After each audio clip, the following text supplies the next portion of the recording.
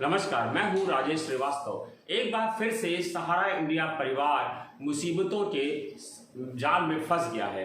दरअसल सहारा इंडिया पर इन दिनों आरोप लग रहा है केंद्रीय सोसाइटी फर्म रीजनल सोसाइटी द्वारा जांच की जा रही है कि सहारा इंडिया परिवार पर जमाकर्ताओं के 86,273 करोड़ रुपए से ज़्यादा की देनदारी का मामला है और सहारा इंडिया परिवार अपने निवेशकों का ये पैसा वापस नहीं कर रहा है। सोसाइटी के पास करीब 1500 शिकायतें पहुंची हैं, 15,000 शिकायतें पहुंची हैं और इन शिकायतों को लेकर के सहारा इंडिया परिवार पर जांच की बात कही गई है कि सहारा इंडिया परिवार के इस मामले की जांच की जाए। दरअसल 2014 और 2012 ये 2 साल हैं जब सहारा इंडिया परिवार ने योजनाएं शुरू की थी और उसमें इन पैसों को लेकर के निवेश कराया गया था। निवेशकों ने इस मोटी रकम 86,000 करोड़ रुपए से ज़्यादा की रकम का निवेश किया और अब निवेशकों का ये पैसा सहारा इंडिया परिवार वापस नहीं कर रहा है। कहा जा रहा है कि ये पैसा सहारा ने एमबी वैली में भी निवेश किया। सहारा इंडिया परिवार पर ये आरोप पहली बार नहीं लगा है। भले ही सहारा इंडिया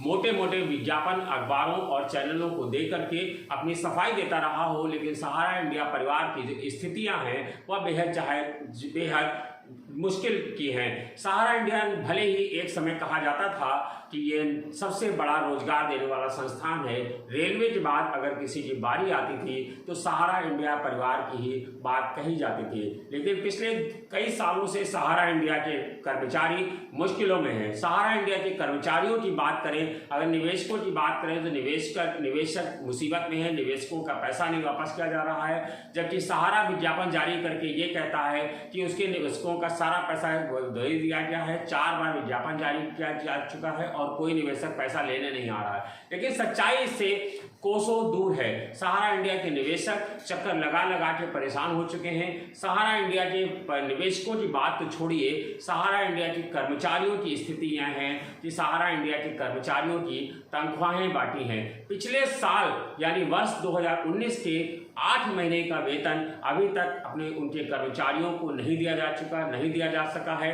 अभी तक कर्मचारी स्थितियों में से बहुत बुरी स्थितियों से गुजर रहे हैं। लॉकडाउन के दौरान जहां सब कर्मचारी सब संस्थान छटनी कर रहे थे, वहीं सहारा इंडिया ने एक खबर छपवाई अपने पक्ष में कि हम और कर्मचारियों की भर्ती कर रहे हैं। कोई भला इस खबर को कैसे यकीन करता, लेकिन सहारा इंडिया ने इस झूठ को भी मुकम्मल तरीके से परवान चढ़ा करके सबके सामने पेश कर दिया और बताया कि सहारा इंडिया में सबसे ज़्यादा लोगों की भर्ती लॉकडाउन के दौरान ही हो रही है।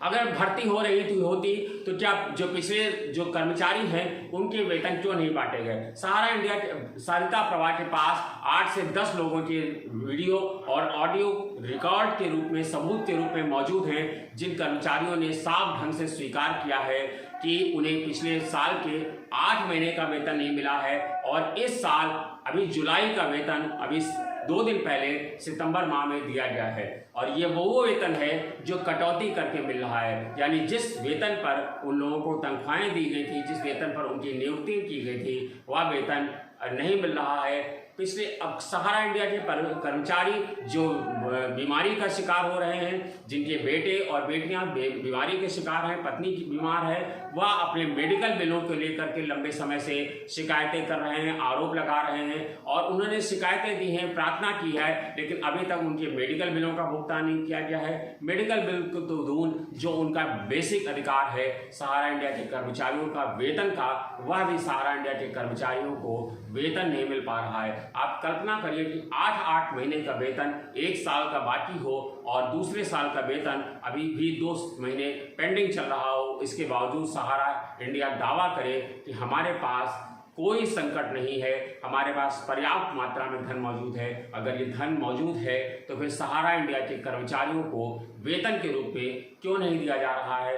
क्यों सहारा इंडिया परिवार के कर्मचारी भुखमरी के कगार पर हैं और वह दूसरी संस्थानों में पार्ट टाइम नौकरियां कर रहे हैं? कई सारे सहारा इंडिया के कर्मचारी राष्ट्रीय सहारा के कर्मचारी हैं जिनसे सरिता प्रभा की सीधे बातचीत हुई है और वह सब बातें रिकॉर्ड में हैं, जहां उन्होंने साफ ढंग से स्वीकार किया है कि पिछले 8 महीने से पिछले साल का 8 महीने का वेतन बकाया है और इस साल की जुलाई माह की तनख्वाह अभी 2 दिन पहले मिली है। पिछले 2 महीने से उन लोगों को कोई वेतन नहीं दिया गया है। ये मुश्किलों का दौर है।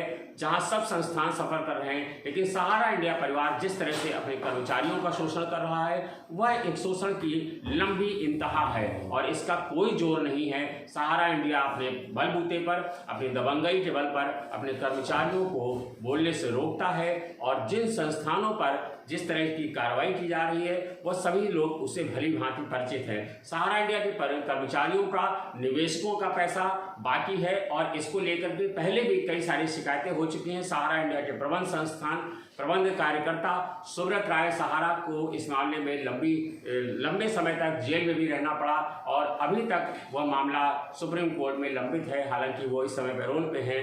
और जो स्थितियां हैं वह सहारा के लिए सब जानते हैं कि सहारा इंडिया की वास्तविक स्थितियां क्या हैं, लेकिन इसके बावजूद सहारा इंडिया अखबारों में लंबे लंबे विज्ञापन दे करके अपने निवेशकों को गुमराह करता है और सुप्रीम कोर्ट और कोर्ट को भी झांसे में देने की कोशिश करता है कि वह विज्ञापन दे रहा है, लेकिन निवेशक उससे पैसा लेने वापस नहीं आ रहे हैं। लेकिन असलियत कुछ और ही है। अब देखना यह है कि सहारा इंडिया अपने निवेशकों का पैसा कब वापस करता है और निवेशक जो उसके चक्कर लगा रहे हैं उनको अपना पैसा गाढ़ी कमाई कब मिलती है।